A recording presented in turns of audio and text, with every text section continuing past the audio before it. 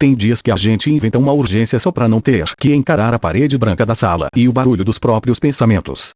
A mão continua digitando sozinha, respondendo o e-mail que podia esperar até segunda, enquanto a cabeça implora por um segundo de silêncio que a gente mesmo tem medo de dar. São 11h30 de uma terça-feira comum, a luz da tela do computador reflete direto nos seus óculos e você percebe que a aba de planilhas de projetos já está misturada com aquela pasta de fotos de viagens de 3 anos atrás que você abriu por engano, mas acabou deixando ali. Você não fechou. Só minimizou. O apartamento tá em silêncio, exceto pelo zumbido baixo da geladeira na cozinha e o barulho distante de algum vizinho arrastando uma cadeira no piso de cima. Você podia fechar o notebook? A essa altura, qualquer mensagem que chegasse no canal de avisos da equipe já não seria urgente de verdade, seria só o resto. Mas a ideia de fechar a tampa, empurrar o aparelho para a ponta da mesa e encarar os próximos 40 minutos até o sono vir de verdade parece uma ameaça. Então você inventa mais uma coisinha para checar. Só aquela pendência de organização pro dia seguinte. Só para garantir que amanhã vai começar com o pé direito. A gente costuma falar sobre excesso de ocupação como se fosse um problema de agenda, como se o dia tivesse poucas horas, ou as demandas estivessem multiplicando sozinhas igual mofo na parede do banheiro no inverno. Mas quem já passou de uma certa idade sabe que o buraco é mais embaixo. Não é sobre o tamanho da lista de tarefas. É sobre o pavor absoluto do momento em que a lista acaba. Porque quando a lista acaba, sobra o resto. Sobra você, o teto branco do quarto e aquela conversa que você teve na semana passada e que continua rodando na sua cabeça em câmera lenta, bem na hora em que você tenta prestar atenção em outra coisa. Pascal, lá no século XVII, já tinha sacado essa nossa mania de inventar ocupação só para não ter que olhar para a própria cara. Ele escreveu uma frase que parece ter sido tirada de um print de grupo de WhatsApp sobre saúde mental. Toda a desgraça dos homens vem de uma só coisa: não saberem ficar em um quarto sozinhos. E olha que o Pascal não conhecia o fade infinito, não sabia o que era atualizar a página do e-mail esperando um retorno que não vai vir a essa hora, nem tinha a opção de acelerar áudio em 2.0 para otimizar o sofrimento. Ele só olhava para as pessoas da corte dele que passavam o dia inteiro caçando veado, jogando tênis de parede ou discutindo fofoca só para não ter que sentar numa poltrona e pensar na própria finitude, nos próprios medos e nas burradas que fizeram. A gente ri achando que é exagero do francês, mas faz exatamente igual, só que com mais wifi. A ocupação virou o analgésico de prateleira mais barato e socialmente aceito que existe. Ninguém te olha feio porque você está respondendo mensagem de projeto às 10 da noite. Pelo contrário, o mundo dá tapinha nas costas. Nossa, que dedicação! Ó, você não para nunca, como você dá conta? É um vício tão elegante que vem com bônus de pessoa competente. Mas no fundo, bem no fundo, você sabe que não é competência pura. É fuga. É um jeito sofisticado de fugir de si mesmo. Pensa na cena. Você chega em casa depois de um dia cheio. A cabeça tá zumbindo, os olhos pesados, o corpo pedindo arrego. O roteiro normal seria tomar um banho demorado, jantar alguma coisa sem pressa e deitar no sofá olhando pro teto. Mas aí você chega, abre a porta e o silêncio da casa te dá um tranco. É um silêncio pesado. Nesse exato segundo, o cérebro aciona o alarme de incêndio interno. Se eu parar agora, eu vou ter que pensar naquele assunto mal resolvido com a minha irmã. Se eu desligar tudo agora, eu vou lembrar daquele projeto pessoal que eu abandonei no ano passado e fingi que esqueci. Se eu ficar em silêncio, eu vou sentir o vazio. O que a gente faz? Vai pro celular. Ou abre o notebook de novo. Ou inventa de limpar a geladeira às 11 da noite, tirando pote por pote, passando pano no fundo, checando a validade de um molho de pimenta que tá ali desde o Natal passado. Tudo menos ficar ocioso. A ociosidade contemporânea virou sinônimo de perigo. A gente tem medo de que, se parar um segundo, descubra que a vida que a gente desenhou não era bem essa, ou pior, que a gente não gosta tanto assim de quem a gente se tornou quando está sozinho. E o pior de tudo é que esse vício em se ocupar não descansa. Ele cansa o corpo, esbagaça a coluna, deixa a vista cansada com aquela luz azul grudada na retina, mas a mente continua ligada no 220 volts esquisito. Você vai pra cama exausto, com aquela sensação de que foi atropelado por um caminhão de entregas, mas a cabeça continua calculando prazos, imaginando cenários hipotéticos de discussões que nunca aconteceram e planejando o café da manhã do dia seguinte com detalhes absurdos. O descanso virou uma tarefa estressante. A gente tenta relaxar assistindo a uma série, mas fica com uma aba aberta no cérebro, checando se não está perdendo tempo, se podia estar lendo um livro mais produtivo, se o próximo fim de semana vai render alguma lembrança digna de story. Byung-Chul Han, aquele filósofo sul-coreano que mora na Alemanha, chama essa nossa época de a sociedade do cansa-só. Mas o ponto dele que mais pega não é o fato de a gente trabalhar muito, esquece essa história de ambiente corporativo por um instante, o ponto é que a gente se explora voluntariamente. A gente veste a camisa do capataz de si mesmo. Não precisa mais de ninguém com chicote na porta do escritório.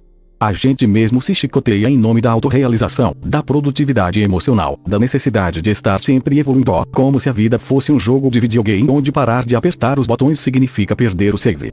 Você percebe isso quando tenta tirar um fim de semana totalmente off.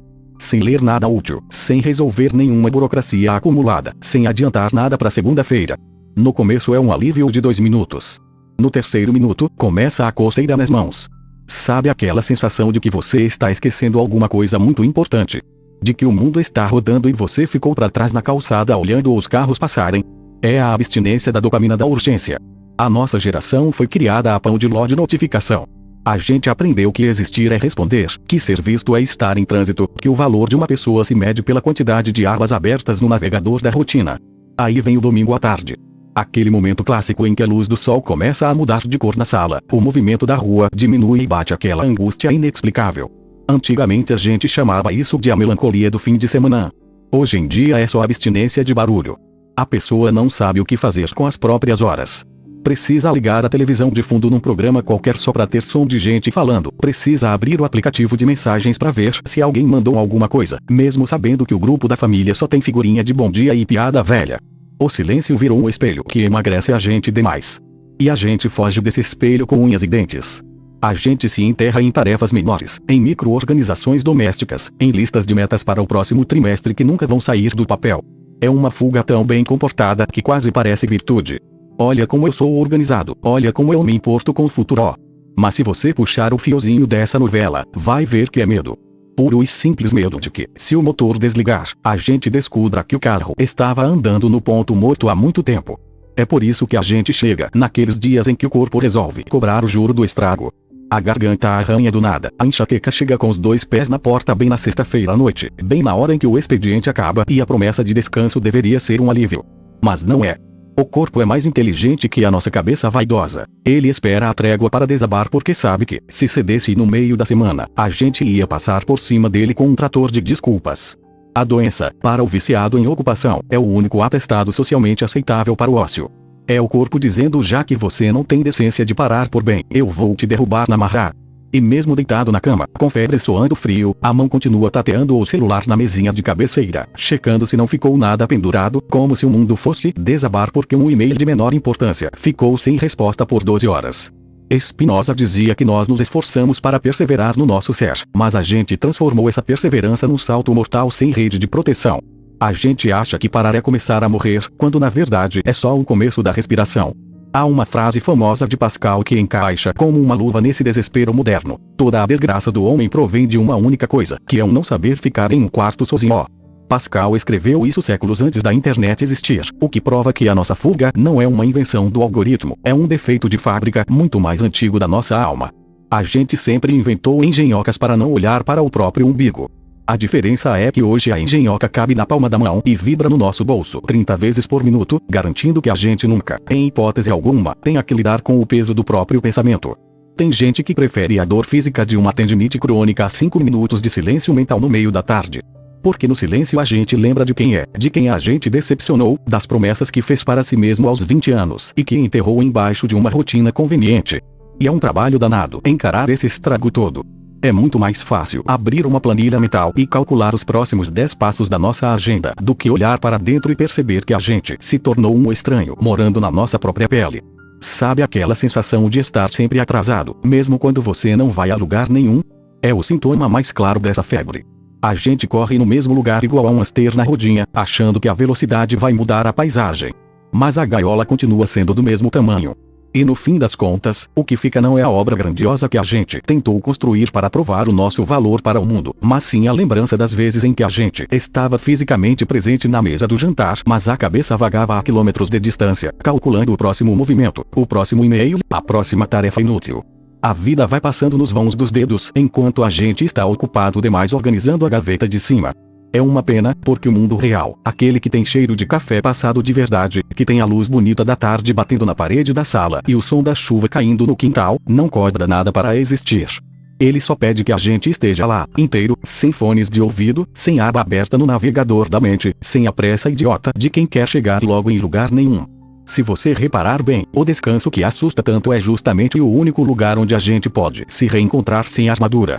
Não precisa virar monge tibetano, não precisa largar tudo e ir morar na praia, nem virar adepto da lentidão mística de Instagram. É só aceitar que perder 10 minutos olhando para o teto sem culpa nenhuma não é um desperdício de tempo. É o único jeito de garantir que o tempo ainda é seu. Vai lá. Desliga o som de fundo. Deixa a louça suja na pia por mais 1 hora. O mundo não vai acabar porque você parou para respirar. E se acabar, pelo menos você vai ter visto o fim dele com os olhos bem abertos. Deixa o like se chegou até o fim. Eu também não sou robô.